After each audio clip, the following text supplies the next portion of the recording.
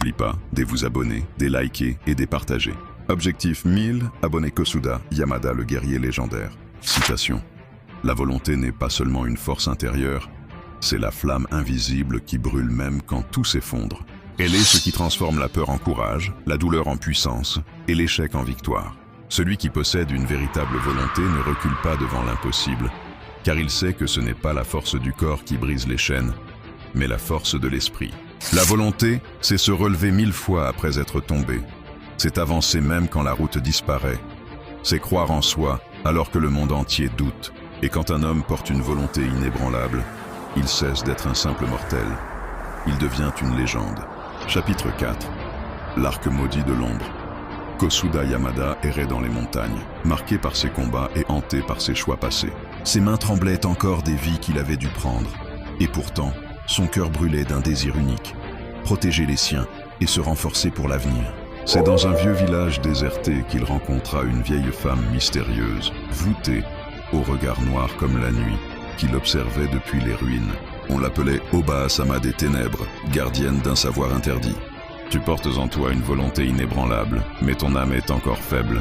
Veux-tu plier les ombres à ta volonté, Kosuda Yamada? Intrigué et méfiant, Kosuda l'écouta. Elle lui parla d'un artefact ancien, l'arc de nécromancien, une arme mythique capable d'invoquer et de manipuler les âmes des défunts. Mais cette arme était maudite. Elle corrompait l'esprit de son porteur s'il n'avait pas la force de la maîtriser. Kosuda hésita, conscient du danger. Pourtant, sa résolution fut plus forte que sa peur.